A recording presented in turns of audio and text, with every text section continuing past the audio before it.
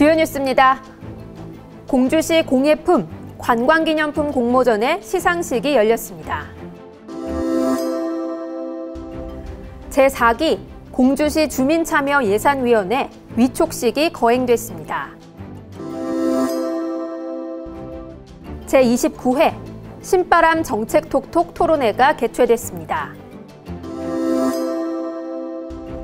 제민천 활력거점 조성 사업의 현장 보고회가 진행됐습니다. 반포면 농촌중심지 활성화 사업 준공, 공주산성시장의 활성화 사업 등 공주시의 다채로운 소식 제138차 정례 브리핑을 통해 전해드립니다. 여러분 안녕하십니까? 신바람 공주뉴스입니다. 지난주부터 연일 무더위가 계속되고 있는데요. 이런 날씨에는 갈증이 나지 않더라도 물을 수시로 마셔서 몸속 수분을 유지해야 한다고 합니다. 두통, 어지러움, 구토 등 온열 질환 증상이 나타나면 즉시 시원한 곳에서 휴식을 취하시고요. 혹시 온열 질환으로 쓰러져 의식이 없는 이웃을 보신다면 즉시 119에 도움을 요청해 주시고 물이나 음료를 억지로 먹이게 되면 질식의 위험이 있다는 점도 알아두시면 좋을 것 같습니다. 한여름 무더위에 피해 없이 건강한 한 주 되시길 바라면서요. 신바람 공주 뉴스 시작합니다.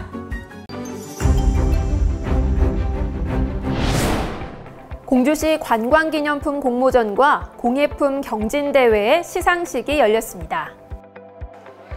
공주시의 역사성과 상징성을 갖추고 상품화가 가능한 관광기념품을 발굴하기 위해 시행한 제9회 공주시 관광기념품 공모전과 제27회 공주시 공예품 경진대회 시상식이 동시에 진행됐습니다.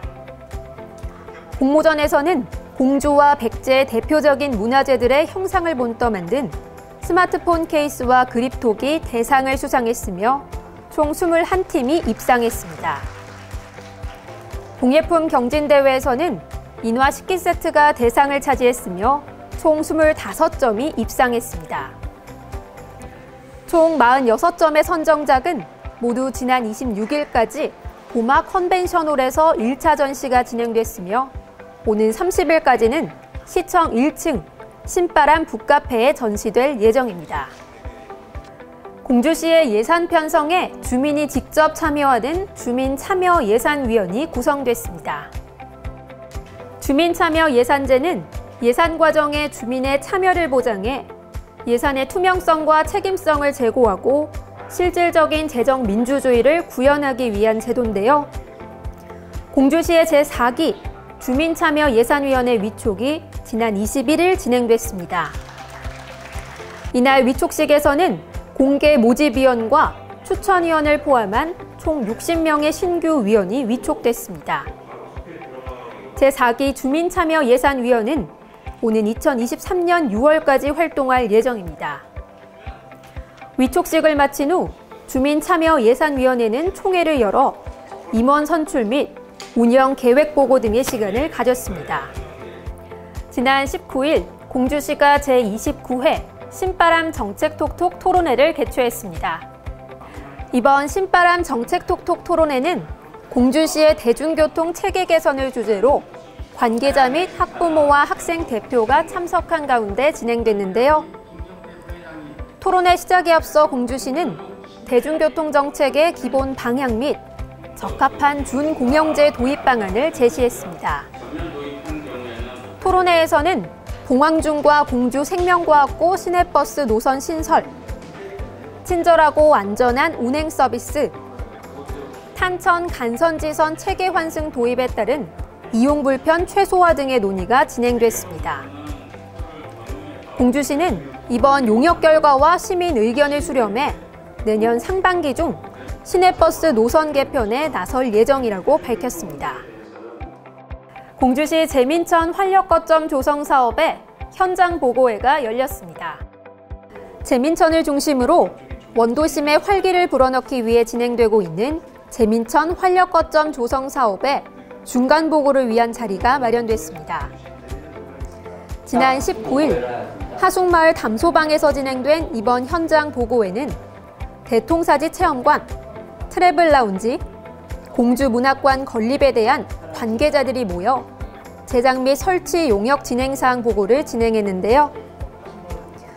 이후 김정섭 공주시장은 참가자들과 현장 답사 및 질의응답을 통해 소통의 시간을 가지기도 했습니다.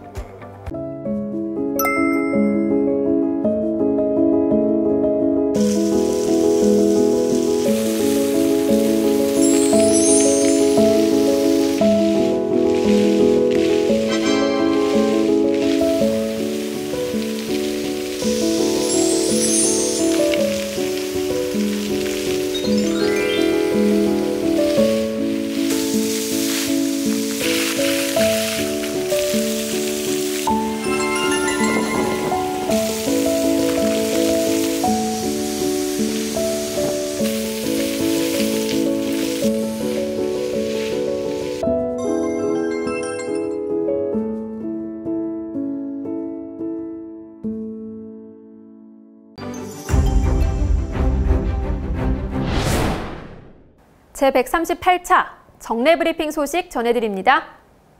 지난 19일부터 오는 1일까지 사적 모임을 4명까지로 제한하는 사회적 거리 두기 2단계 방역 조치가 적용됐습니다.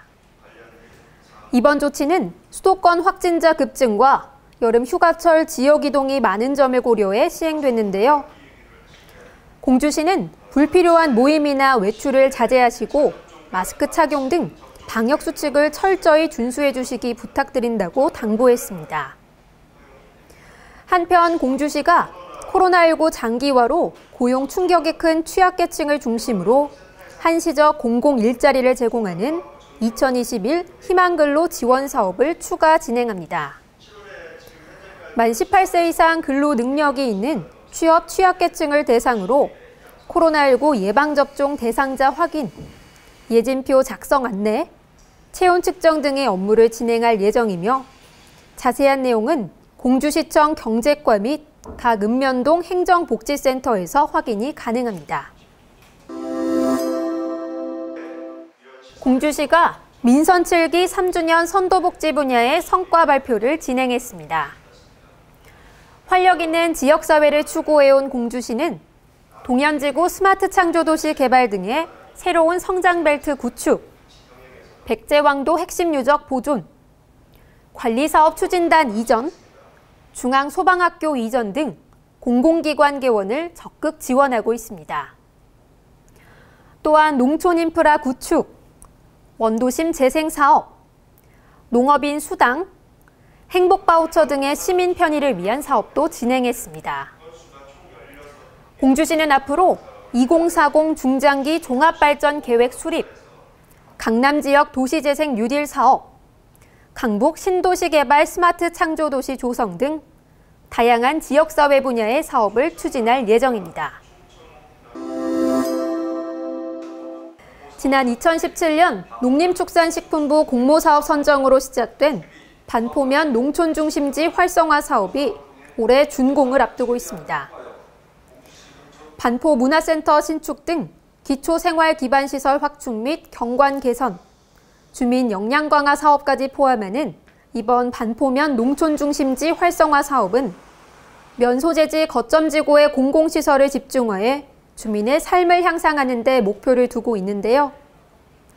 준공 이후에는 반포 문화센터를 평생학습센터로 지정해 주민자치 프로그램뿐만 아니라 평생교육 프로그램을 통해 반포 면민에게 폭넓은 교육 기회를 제공할 예정이라고 합니다. 공주 산성시장이 2021년 스마트 시범상가 공모 사업에 선정됐습니다. 이번 사업은 소상공인 사업장에 IoT, VR 등 스마트 기술을 접목해 소상공인의 자생력과 경쟁력을 강화하는 사업인데요. 올해 12월까지 1억 5천만 원의 예산을 투입해 서빙 로봇, 메뉴보드, 키오스크 등의 스마트 오더 기술을 집중 도입할 예정입니다. 더불어 늘어나는 주차 수요에 비해 부족했던 주차 시설 문제를 해결하기 위해 산성시장 내 복합 주차타워 구축을 위한 공모 사업도 추진할 계획입니다.